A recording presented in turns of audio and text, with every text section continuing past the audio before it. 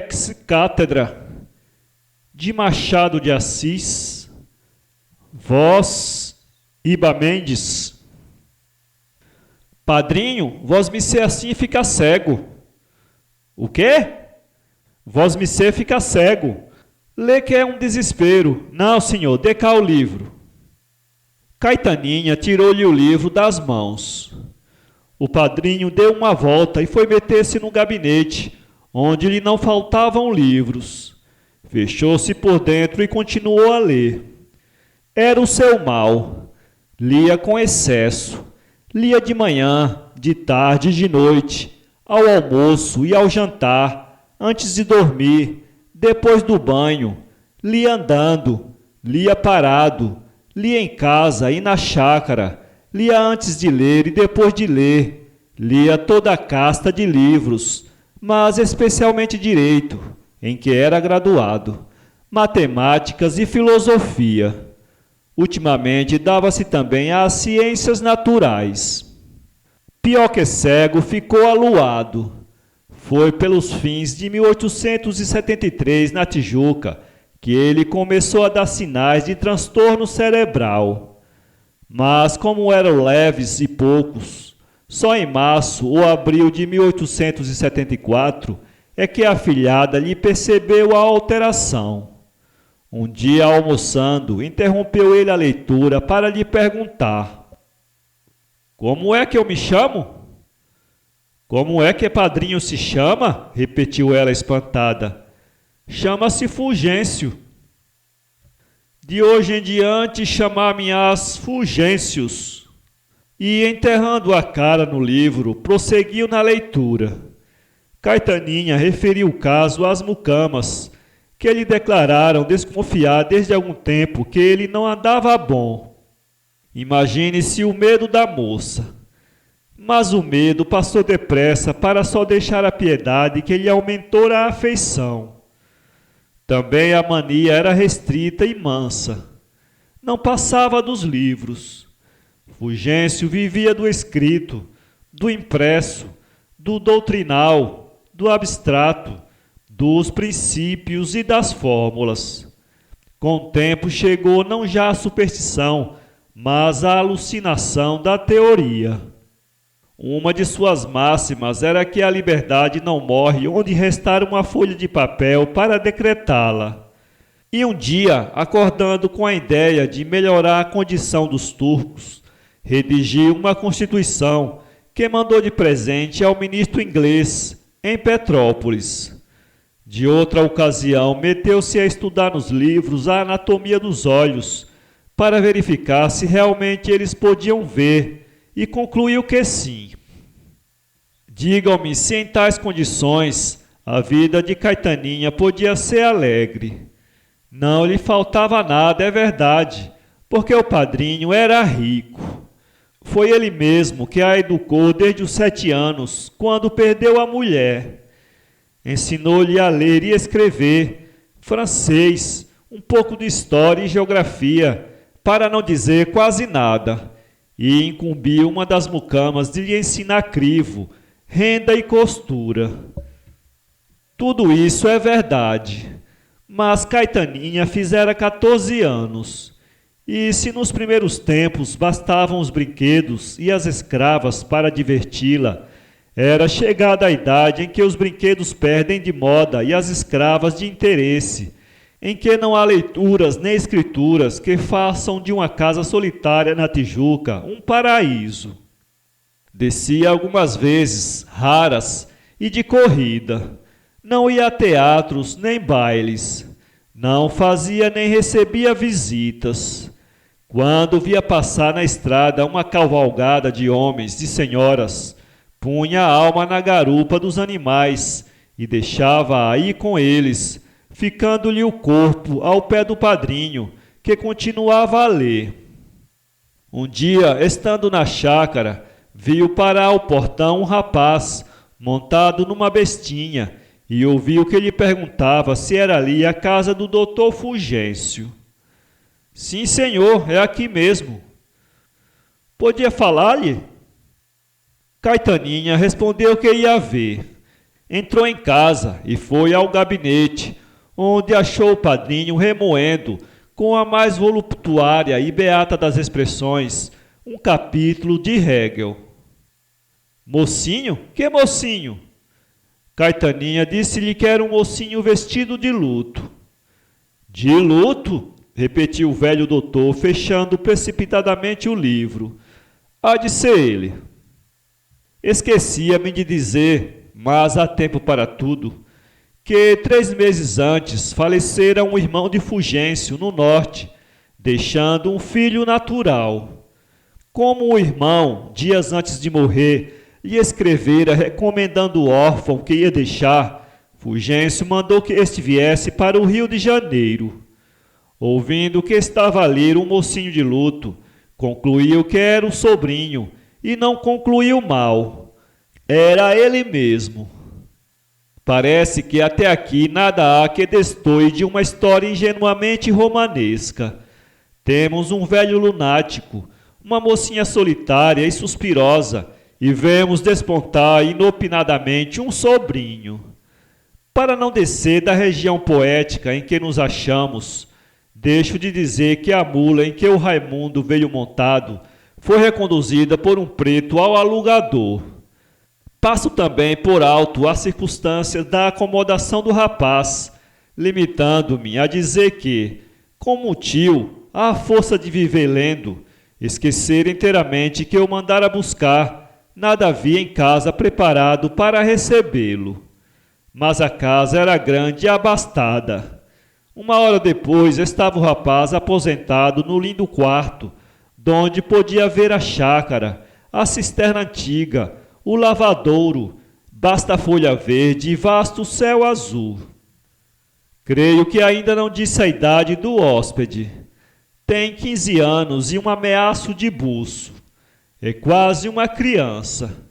Logo, se a nossa Caetaninha ficou alvoroçada, espiando e falando do sobrinho do senhor velho que chegou de fora, é porque a vida ali não tem outros episódios, não porque ele seja homem feito.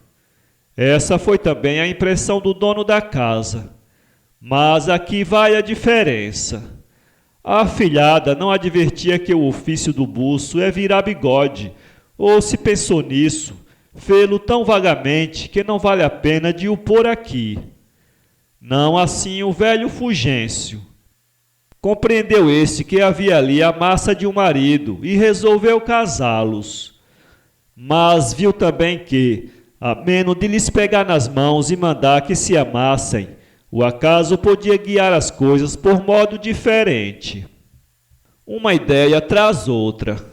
A ideia de os casar pegou por um lado com uma de suas opiniões recentes. Era esta que as calamidades ou simples dissabores nas relações do coração provinham de que o amor era praticado de um modo empírico. Faltava-lhe a base científica. Um homem e uma mulher, desde que conhecessem as razões físicas e metafísicas desse sentimento, estariam mais aptos a recebê-lo e nutri-lo com eficácia do que outro homem e outra mulher que nada soubessem do fenômeno.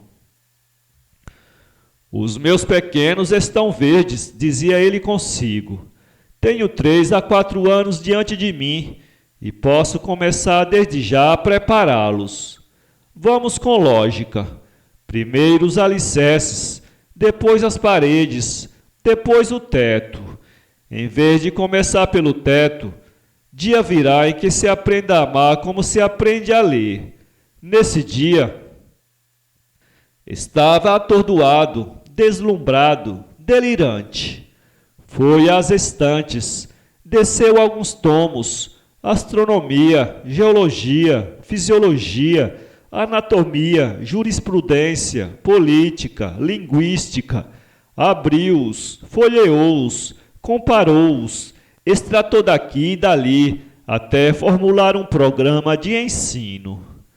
Compunha-se este de 20 capítulos, nos quais entravam as noções gerais do universo, uma definição da vida, demonstração da existência do homem e da mulher, organização das sociedades, definição e análise das paixões, definição e análise do amor, suas causas, necessidades e efeitos. Em verdade, as matérias eram crespas. Ele entendeu torná-las dóceis, tratando-as em frase corriqueira e chã, dando-lhes um tom puramente familiar, como a astronomia de Fontenelle. E dizia com ênfase que o essencial da fruta era o miolo, não a casca. Tudo isso era engenhoso, mas aqui vai o mais engenhoso. Não os convidou a aprender. Uma noite, olhando para o céu, disse que as estrelas estavam brilhando muito. E o que eram as estrelas? Acaso sabiam eles o que eram as estrelas? Não, senhor. Daqui a iniciar uma descrição do universo era um passo.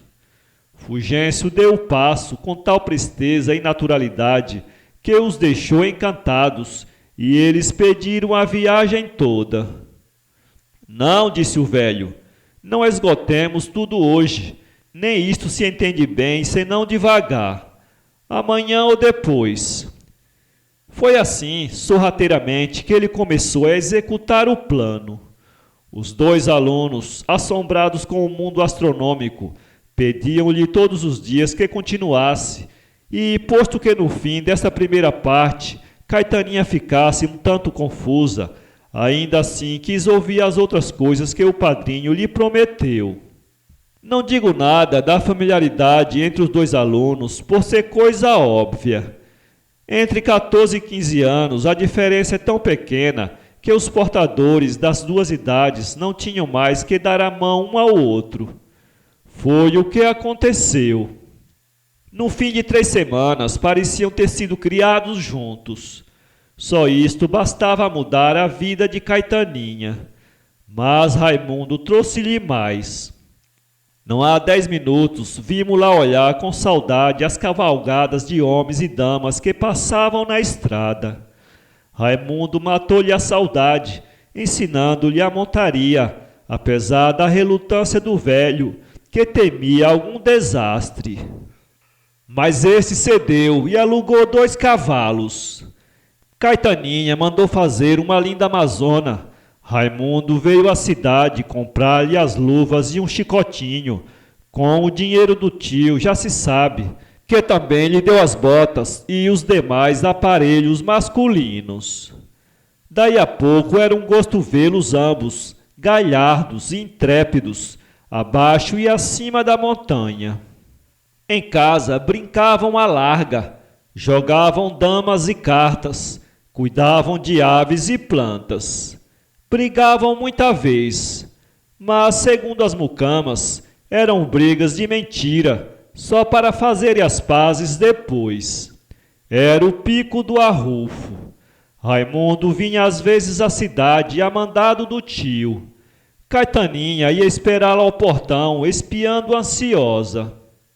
Quando ele chegava, brigavam, porque ela queria tirar-lhe os maiores embrulhos, a pretexto de que ele vinha cansado, e ele queria dar-lhe os mais leves, alegando que ela era fraquinha. No fim de 4 meses, a vida era totalmente outra. Pode-se até dizer que só então é que Caetaninha começou a usar rosas no cabelo. Antes disso, vinha muita vez despenteada para a mesa do almoço. Agora não só penteava logo cedo, mas até, como digo, trazia rosas, 1 ou 2. Estas eram ou colhidas na véspera por ela mesma e guardadas em água, ou na própria manhã por ele, que ia levar-lhes à janela. A janela era alta, mas Raimundo, pondo-se na ponta dos pés e levantando o braço, conseguia dar-lhe as rosas em mão. Foi por esse tempo que ele adquiriu o cestro de mortificar o buço, puxando-o muito de um e outro lado. Caetaninha chegava a bater-lhe nos dedos para lhe tirar tão mau costume. Entretanto, as lições continuavam regularmente. Já tinham uma ideia geral do universo e uma definição da vida, que nenhum deles entendeu. Assim chegaram ao 5º mês. No sexto, começou a demonstração da existência do homem. Caetaninha não pôde suster o riso, quando o padrinho, expondo a matéria, perguntou-lhe se eles sabiam que existiam e por quê. Mas ficou logo séria e respondeu que não. Nem você? Nem eu não, senhor, concordou o sobrinho. Fulgêncio iniciou uma demonstração em regra, profundamente cartesiana. A seguinte lição foi na chácara. Chovera muito nos dias anteriores, mas o sol agora alagava tudo de luz e a chácara parecia uma linda viúva que troca um véu de luto pelo do noivado. Raimundo, como se quisesse copiar o sol, copia-se naturalmente os grandes, despedia das pupilas um olhar vasto e longo que Caetaninha recebia palpitando como a chácara. Fusão, transfusão, difusão, confusão e profusão de seres e de coisas. Enquanto o velho falava, reto, lógico, vagaroso, curtido de fórmulas, com os olhos fixos em parte nenhuma, os dois alunos faziam 30.000 esforços para escutá-lo, mas vinham 30.000 incidentes distraí-los. Foi, a princípio, um casal de borboletas que brincavam no ar. Faça-me o favor de dizer o que é que pode haver extraordinário num casal de borboletas? Concordo que eram amarelas, mas esta circunstância não basta a explicar a distração. O fato de voarem uma atrás da outra, ora à direita, ora à esquerda, ora abaixo, ora acima, também não dá a razão do desvio, visto que nunca as borboletas voaram em linha reta, como simples militares. O entendimento, dizia o velho, o entendimento, segundo eu já expliquei. Raimundo olhou para Caetaninha e achou-a olhando para ele. Um e outro pareciam confusos e acanhados. Ela foi a primeira que baixou os olhos ao regaço. Depois levantou-os, a fim de os levar a outra parte, mais remota, o muro da chácara. Na passagem, como os de Raimundo ali estivessem, ela encarou-os mais rapidamente que pôde. Felizmente, o muro apresentava um espetáculo que a encheu de admiração. Um casal de andorinhas, era o dia dos casais, saltitava nele com a graça peculiar às pessoas aladas. Saltitavam piando, dizendo coisas uma à outra, o que quer que fosse. Talvez isto, que era bem bom não haver filosofia nos muros das chácaras. Senão quando uma delas voou, provavelmente a dama, e a outra, naturalmente o garçom, não se deixou ficar atrás. Esticou as asas e seguiu o mesmo caminho. Caetaninha desceu os olhos à grama do chão. Quando a lição acabou, daí a alguns minutos, ela pediu ao padrinho que continuasse e, recusando este, tomou-lhe o braço e convidou-o a dar um giro na chácara. Está muito sol, contestou o velho. Vamos pela sombra. Faz muito calor. Caetaninha propôs ir continuar na varanda, mas o padrinho disse-lhe misteriosamente que Roma não se fez num dia e acabou declarando que só 2 dias depois continuaria a lição. Caetaninha recolheu-se ao quarto. Esteve ali 3/4 de hora fechada, sentada, à janela, de um lado para o outro, procurando as coisas que tinha na mão e chegando ao cúmulo de ver-se a si mesma cavalgando, estrada acima, ao lado de Raimundo. De uma vez aconteceu-lhe ver o rapaz no muro da chácara, mas atentou bem, reconheceu que era um par de besouros que zumbiam no ar. E dizia um deles ao outro: Tu és a flor da nossa raça, a flor do ar, a flor das flores, o sol e a lua da minha vida. Ao que respondia o outro: Ninguém te vence na beleza e na graça. O teu zumbi é um eco das falas divinas. Mas deixa-me, deixa-me. Por que deixar-te, alma destes bosques? Já te disse, rei dos ares puros, deixa-me. Não me fales assim, feitiço e gala das matas. Tudo por cima e em volta de nós está dizendo que me deves falar de outra maneira. Conheces a cantiga dos mistérios azuis? Vamos ouvi-la nas folhas verdes da laranjeira. As da mangueira são mais bonitas. Tu és mais linda que umas e outras. E tu, sol da minha vida, lua do meu ser, eu sou o que tu quiseres. Era assim que os dois besouros falavam. Ela ouvia-o cismando. Como eles desaparecessem, ela entrou, viu as horas e saiu do quarto. Raimundo estava fora. Ela foi esperá-lo ao portão. 10, 20, 30, 40, 50 minutos. Na volta disseram pouco. Uniram-se e separaram-se 2 ou 3 vezes. Da última vez foi ela que o trouxe à varanda para mostrar-lhe um enfeite que julgava perdido e acabava de achar. Façam-lhe a justiça de crer que era pura mentira. Entretanto, Fulgêncio antecipou a lição.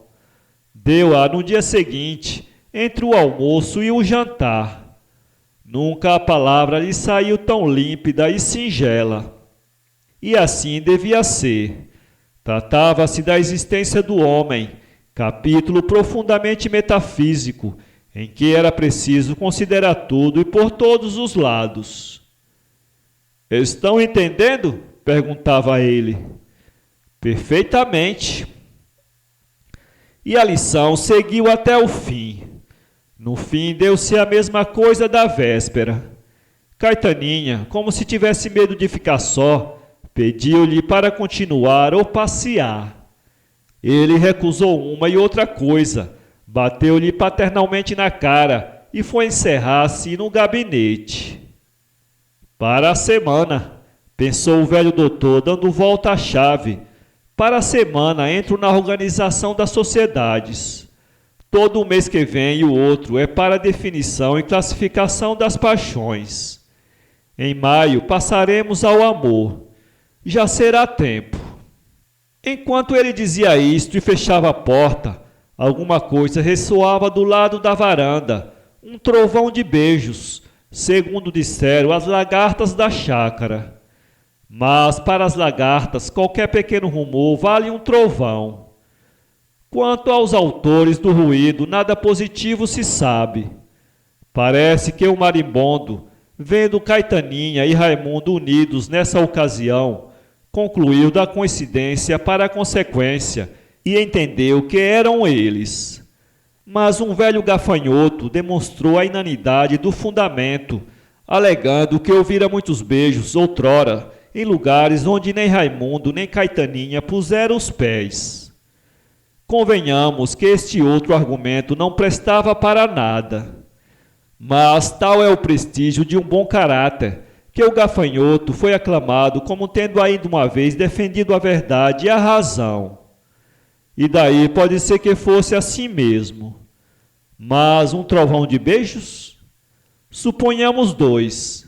Suponhamos 3 ou 4. Para ler esse conto, acesse www.poeteiro.com.